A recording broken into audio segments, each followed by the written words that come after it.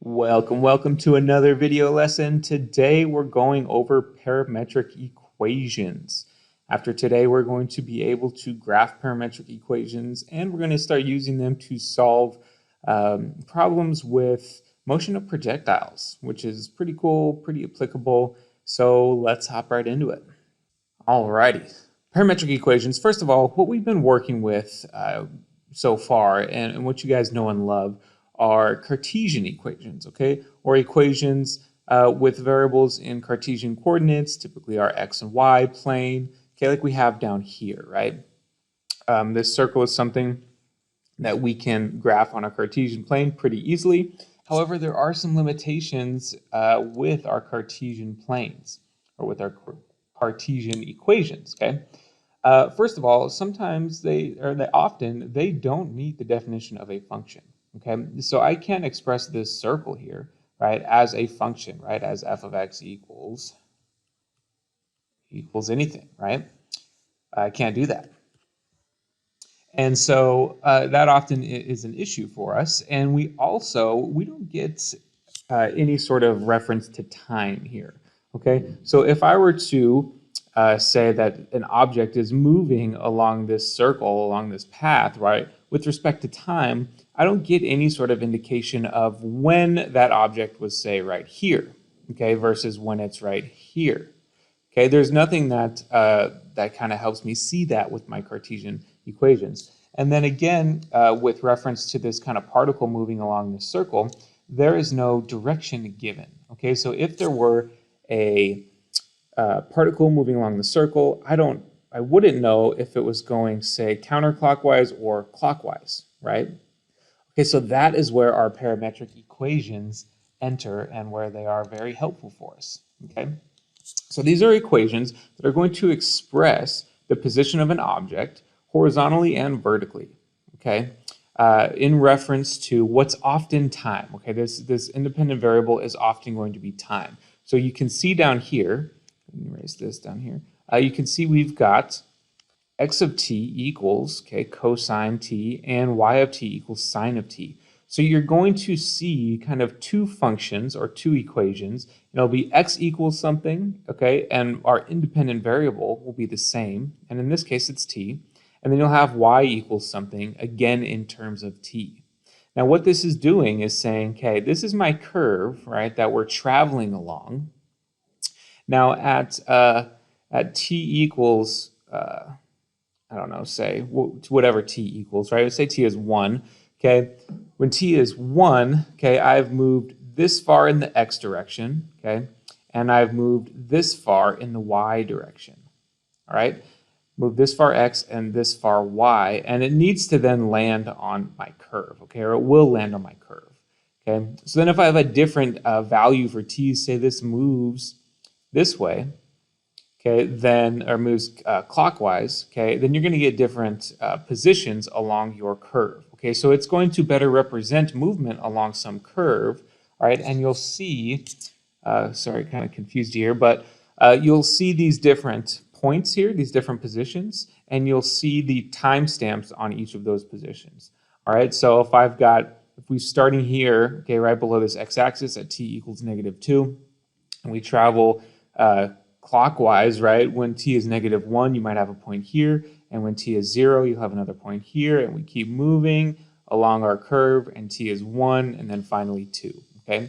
Now you'll also notice these arrows, okay? So these arrows are going to dictate the direction or the orientation, as you might see it, of the curve, okay? So that's the direction that we are moving along the curve. So say we've got this very complicated curve right here, okay, very complicated shape. If we're going to start at the origin, right, I've got 4 different directions that I can move, right?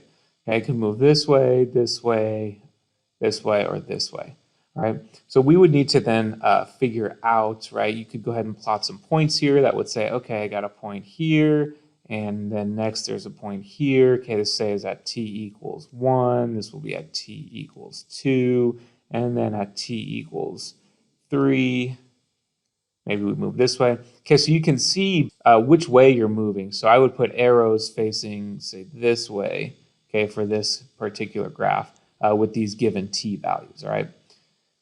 Okay, so, and then same here with this complicated shape. All right, so this just allows us to see how a particle or how something, an object, is moving, okay, along a certain path. Okay, so that is really the basis of these parametric equations. Okay, the other concept we're going to be working with today is going to be projectile motion. Okay, projectile motion, parametric equations are very, very applicable here for our projectiles, okay, which is just an object that has been thrown or propelled through the air in some way, okay? So you see here we've got these two equations. We're not going to derive these, but we do have these two equations, again, in terms of t, so you can see our independent variable here is t, that you can see, okay, where v naught, okay, or is our initial velocity. All right, that's how we say this here, or v null, okay? V naught, v null, same thing.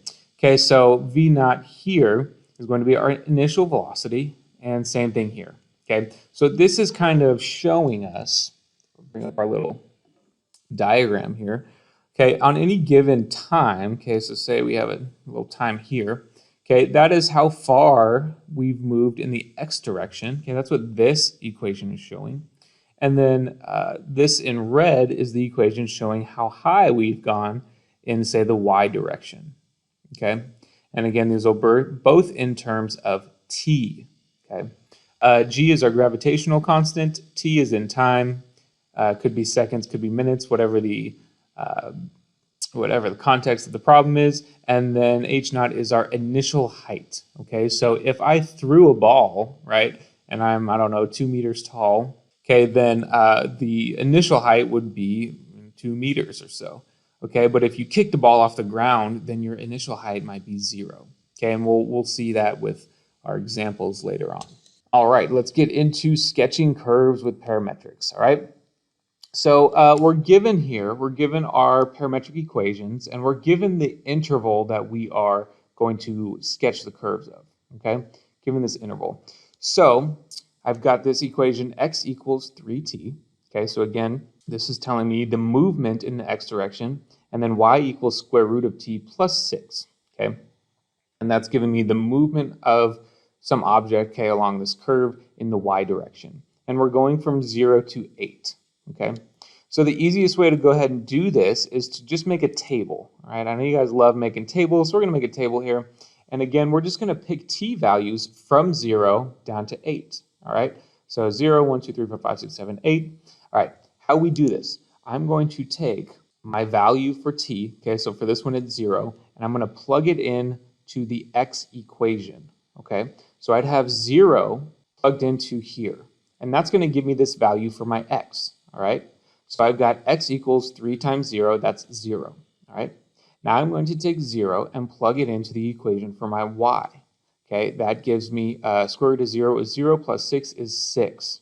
Okay, so now this is my coordinate that I have that I'm going to go ahead and graph. And then we just keep doing that. So here my t is 1, my time is 1, so I plug that in. So 3 times 1 is 3, and then that's going to be my x coordinate.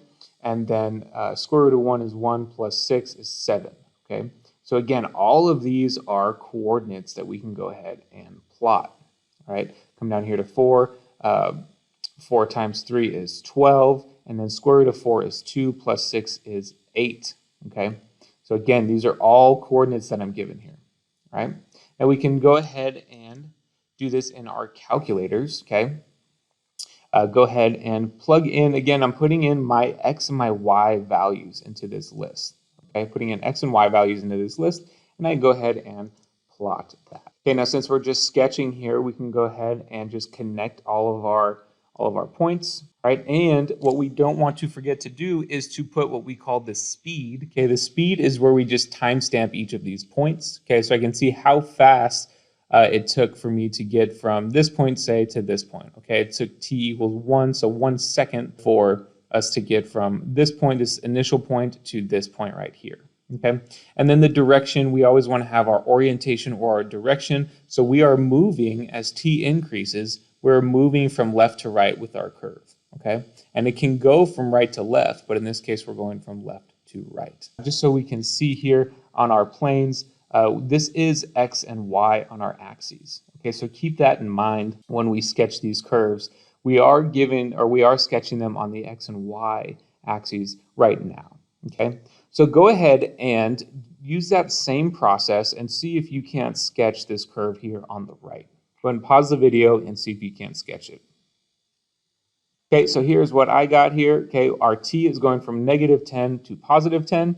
Again, I'm plugging in, say, -10 into the x values, or into the x equations to get all my values for x. And then I'm going to plug my t values in separately to my y parametric equation to get all my values for y. And then again, all of these are coordinates that we're going to graph as coordinate pairs. And you can see here, when I do that in my calculator, what we have. So I've got, starting at t equals -10, I'm down here. And we just chug along this sideways parabola is kind of the shape that we have going, let's see, going clockwise, right? Okay, and you can see the direction based off of these arrows that were given. So this is kind of, think of the particle moving along this path here along with these arrows. All right, second example, looking at writing in rectangular form. Okay, so we're going to take our coordinates, or take our parametric equations rather, and we're going to write them in a rectangular form. Okay, so this is going to be a two-step process. First thing we're going to do is we're going to solve one of our equations for t, and then we are going to substitute that into the other equation. Okay, so pretty simple. So let's go ahead and take our parametric equation for x. I've got x equals t squared minus 5. Okay, and I'm going to go ahead and solve that for t. Okay, so I'm going to add 5 to each side and then take the square root. So when I do that, okay, I'm taking the principal square root here too. Okay, so I'm not doing plus or minus right now. Okay, just to kind of clarify that, taking the principal square root in this instance. Okay, so now I've got this equation for y, okay, and I've solved for t. So I'm just going to plug this in, this whole thing in, okay, for this t, okay. So I've got now y is equal to 4 square root of x plus 5. Okay, so now you might be wondering if we are allowed to solve for y first, okay, or use the y parametric equation to solve for t, is what I mean, right? And the answer is yes, you can. Okay, so we can go ahead and solve for t, okay, and then we get 4 square root of x plus 5 again, okay? So same thing there. I like to solve the x equation first because we think of x as the input for y anyways, but that is just my preference. Okay, quick note here. All right, we weren't given an interval, right? You noticed on the last one, we were given an interval for t in the last examples, okay? When you're not giving a parameter, okay, for your independent variable, in this case it's t, okay, it's implied that our interval is just all values of t that yield real numbers, okay, real values for x and y. Okay, so just keep that in mind. If I'm not given, say, I don't know, 0, t is in between 0 and, I don't know, 10, right? Okay, we weren't given that. Okay, so we need to just imply that our t is all values that give real x and y values. All right, let's take a look at our next example here. Okay, we're going to rewrite this again, but now we're asked to define or state any domain restrictions. Okay, any domain restrictions, which we can see when we start to get our square roots and we get variables in our denominators, we know we start to have domain restrictions, right? Okay, so let's go ahead and start off the same way. We're going to solve this equation for t. Okay, so take the square of both sides, go ahead and subtract 4, and we get an equation for t, okay? And then we can go ahead and plug this t in, okay, or plug all of this x squared minus 4 into our equation for y. And we get this y equals 1 over x squared minus 4. Okay, now we were asked to write in rectangular form, which we really have done. Okay, we've done that. Okay, so that's part of the solution. Okay, that's part of our answer, our example being completed here. Now remember, no interval was given for t, right? Okay, no interval. So we need to figure out what we're going to call our natural domain for t. Okay, that's kind of what I mentioned in that note in the last slide. Okay, we need to figure out what values for t yield real x and y values. So to do that, let's take a look at our equation for x. Okay, well, we know that whatever is inside of our radical, our radicand, needs to be greater than or equal to 0, right? So let's go ahead and set that greater than or equal to 0, and we get t is greater than or equal to -4. Now we also have some restrictions over here for our t, okay, we know that our denominator cannot be equal to 0, so t cannot be equal to 0. Okay, so this kind of natural domain for our independent variable, in this case t, is going to be t is greater than or equal to -4 and not equal to 0. So just keep that in mind. This is going to kind of help us state any domain restrictions. Now, if it asks for the natural domain restrictions, then this would be your answer. However, we're going to take this a step further and look at the domain restrictions within X. Okay, so to look at those domain restrictions for X, okay, I'm going to go ahead and graph this equation right here, okay, X equals square root of t plus 4. So I'm just going to sketch that real quick. And notice I'm sketching that in terms of t. So my horizontal axis here is t, and my vertical axis is x, okay? My vertical axis is x, because I'm trying to find the domain for x, right? So if I graph that, what I have here is the height of this is going to be the domain for x, okay? This is going to be the domain now for x, all right? So what do I have here? I've got from 0, okay, and I know this kind of looks like this is a square root function, all right, and that square root function doesn't have any limits on how high it can go, right? It doesn't have any limits, and since that height is our domain, then we're going to go from 0 off into infinity, okay? So that's that part of our domain. X is going to be greater than or equal to 0. Okay, just based off of this sketch here.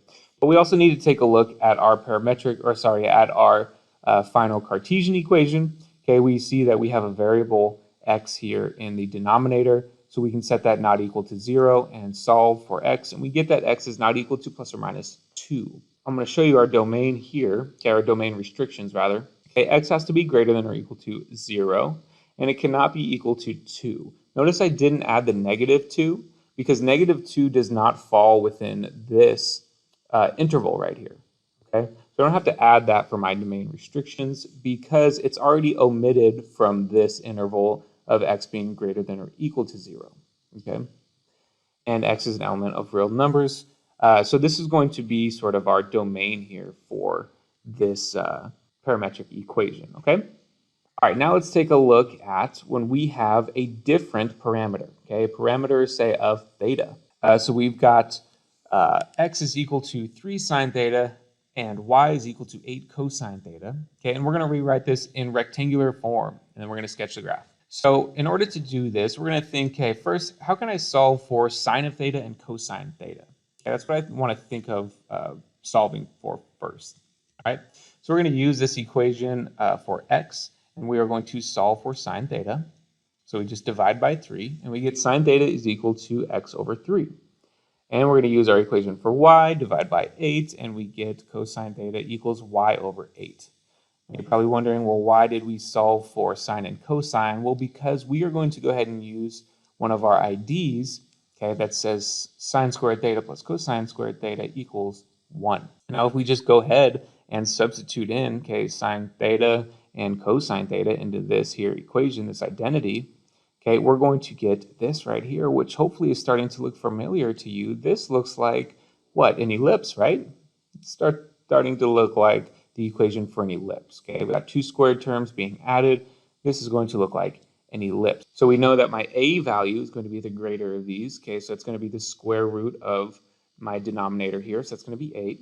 Okay, and then b is going to be the square root of 9 here, since this is b squared. Okay, so that's going to be 3. Okay, and then my h and k are going to be 0 and 0. So we can go ahead and start sketching this. So really, the first part of this, writing this in rectangular form, I have already done right here. Now we just got to sketch. Okay, which you guys have sketched ellipses before, so let's go ahead and do that. We just got to add a few more things than we're used to. Okay, so we've got our coordinate grid. Okay, we've got our center at 0, 0. We know if I go 1, 2, 3, okay, into the minor plane, or what do we call that? Minor axis, there it is, minor axis, okay? That's going to be a point on our ellipse there, and then A gives us the direction we travel in our major axis, okay? So we're gonna go up 8, and we're going to get these 4 points. We go down 8 and over 3 the other direction as well, okay? So our ellipse looks like this, but we are missing a few things. Now again, we don't have an interval, so we're going to say for 0 to 2 pi. Okay, and we're just going to say that because we want to go all the way around, right? We know to go all the way around a circle or an ellipse, you got to go from 0 to 2 pi. Okay, so let's go ahead and make a table, making this table. So we've got some values for theta, and I'm just going to pick easy values from 0 to 2 pi. Okay, some easy values, 0, pi over 2, pi, 3 pi over 2. Those are just easy values, especially when looking at sine and cosine. Now again, just like before, when I'm looking at my x values, all I'm doing is I'm plugging in my theta into my equation for x. And then when I'm looking at my y values, I plug in that same theta into the equation for y. So if I'm looking at my x's, if I have 0 and I plug in, so sine of 0 is 0 times 3 is 0. And then let's see, sine of pi over 2 is 1, okay, times 3 is 3. Sine of pi is 0 times 3 is 0.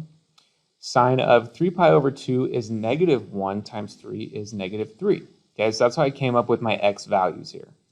Doing the same thing for my y's. Okay, so let's see, cosine of 0 is 1 times 8 is 8. And then I just go down and do the same thing for these last three. So now we need to go ahead and start plotting these points on here that we have. Again, these are our new coordinates here. These are coordinates that we can kind of plot with respect to this time. Okay, this is going to show us our speed and direction when we do this. I've got 0, 8, which is this point up here, and we get that point when theta equals 0. Okay. And then we've got 3, 0. Okay, we hit this point right here when theta equals pi over 2, and 0, negative 8 is down here when theta equals pi, and negative 3, 0, we hit that point when theta equals 3 pi over 2. Okay? So we can see that we've just moved clockwise around this ellipse, right? So when we move clockwise like that, then our arrows we're going to show moving clockwise as well.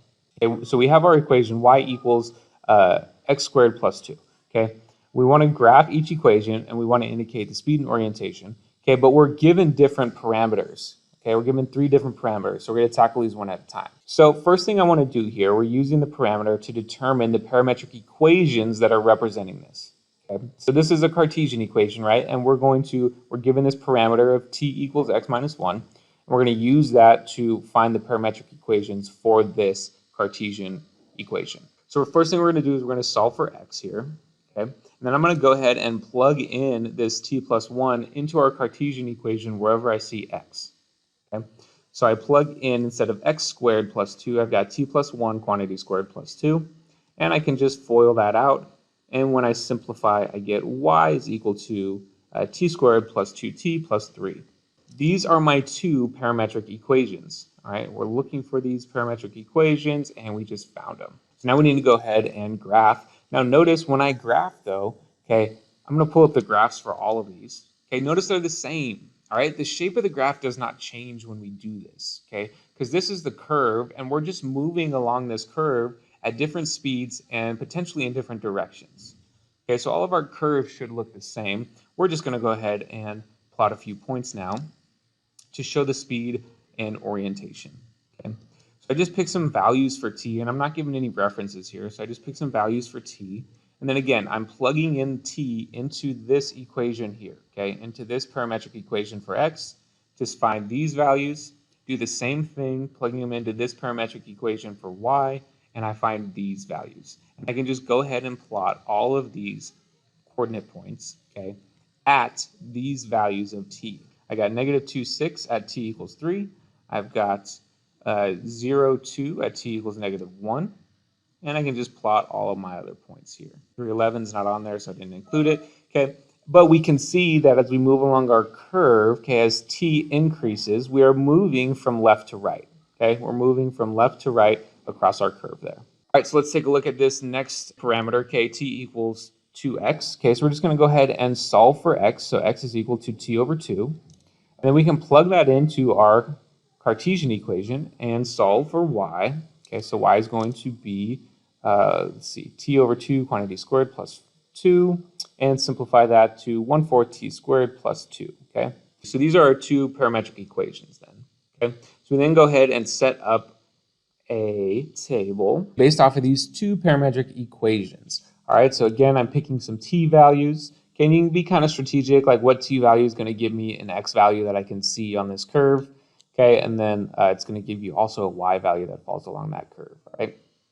So I have -2, 0, and +2, which gives me x values of -1, 0, and +1, okay? And then I just plug in, again, I'm plugging -2 into this equation for y to get 3, and then I plug 0 into this equation for y, and I get y equals 2. And I plug +2 into this equation, and I get +3. So we can go ahead and plot those points, and we can see again as time increases, okay, we are moving from left to right again on our curve. So we add our arrows in there going this way, okay? So t is -2, and then 0, and then +2. We are moving from left to right on our curve. Go ahead and pause the video and see what you come up with for this last parameter.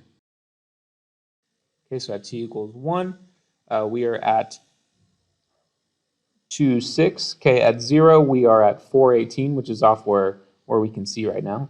Okay, 2, we're at 0, 2, and at 3, we're at -2, 6. Okay, so you can see as t increases, this time we are moving from right to left along this curve. Okay, at a different speed and at a different orientation because we are moving from right to left as t increases. Okay, so different parameters are going to yield different orientations and different speeds along the same curve. Okay, last example here, projectile motion. Okay, Josh is going to kick a soccer ball with an initial velocity of 56 meters per second at an angle of 12 degrees down a flat field.